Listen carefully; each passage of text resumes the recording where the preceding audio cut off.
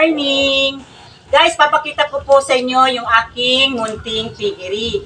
Na-i-upload ko na ito guys ng mga nakaraang taon. Marami siyang lamang baboy. Pero sa ngayon guys ay walang lamang baboy ang aking munting piggery. Kasi nagka-ASF po nung nakaraang taon. So bago pa po ma-virus yung aking mga piggies ay dinispose ko na po sila.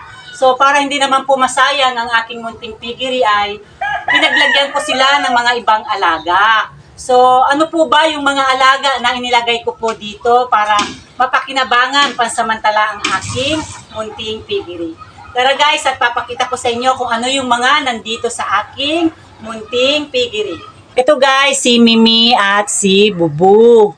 Ayan, si Mimi ngayon guys ay naglilimlim, meron siyang 2 egg. At ito naman si Mika at saka si Miko.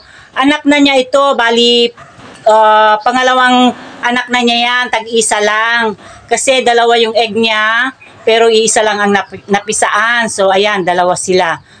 Pang 3 times na itong nililimliman niya ngayon.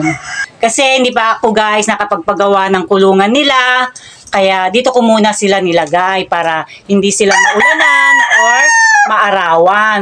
Magpapagawa din ako guys, pero yung gagawa kasi hindi pa available. So dito muna sila. At ngayon guys ay naglagay ako dito ng isang kulungan.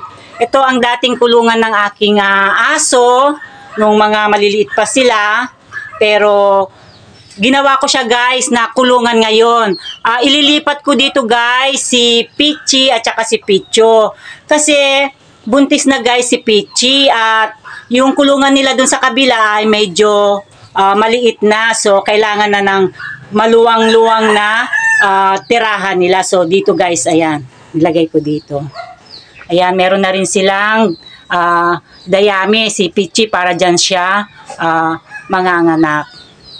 So, kukunin natin guys si Pichi at saka si Picho para ilipat. Dito sila kasi hindi sila mababasa. Ayan, may bubong. At meron pa guys, meron pa ditong isang alaga din na talagang nagamit itong aking munting piggery. Ito guys, oh. Ayan, meron ako ditong manok na nangingitlog. Ayan guys, marami siyang itlog, oh. Si Sussex ko, siya yung nandito na nangingitlog. Pero umalis siya mamaya babalik yan guys. At meron pa guys, meron pa tayong alaga na nandito sa aking munting piggery. Ayan guys. Ang aking mga fur babies. Si Matcha at saka si Marta. Dito muna sila guys sa pansamantala kasi hindi sila pwede sa loob ng bahay dahil may nagtatrabaho. So, nilagay ko muna sila dito kasi baka makakagat sila guys. Mahirap na magastos pag merong makagat ang ating mga aso. Kunin na natin guys ang aking si Pichi at saka si Picho. Andun sila guys sa ibang kulungan dito sa may bandang gilid o harapan ng aming bahay. Marami kaming kulungan guys. Ayan. Puntahan natin. Ayan. Ito guys yung aking lemon. Oh. I-harvest na natin yan yung lemon ko sa aquarium. Kasi medyo hinog na siya guys. So dito pa yung iba naming kulungan guys ng mga manok, ng mga hayop. Ayan. Ito si Pichi at saka si Picho. Lilipat na natin sila guys doon. Kasi tignan nyo naman guys yung kanilang kulungan napakaliit. Hindi sila makaikot. So ngayon ay magiginhawahan na sila. So tara guys at kukunin natin sila ha. Kukunin na natin si Pichi at saka si Picho. Sino kaya unahin natin dito? Pichi or Picho? Ito na lang si... Lika dito. Paano ba?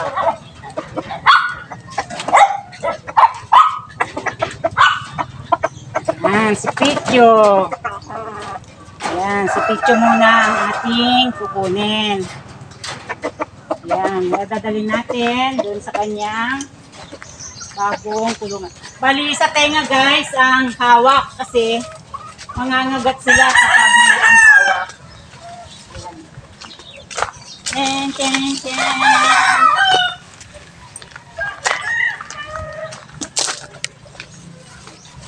Para sa bago mong tahanan. Ay, magulo.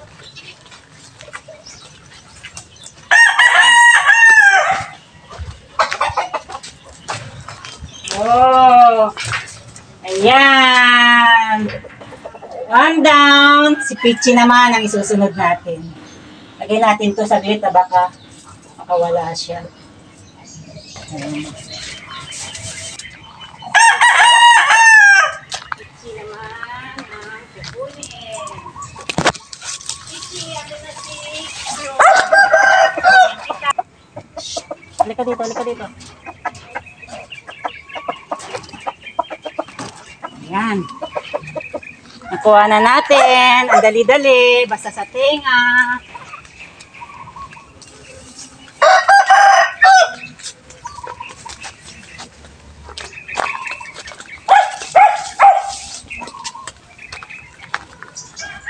Ayan. Ang inyong tirahan. Wait.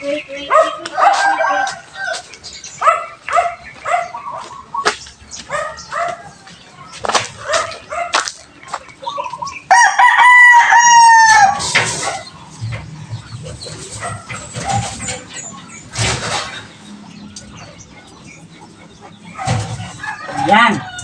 Andiyan na si Pichi at saka si Picho.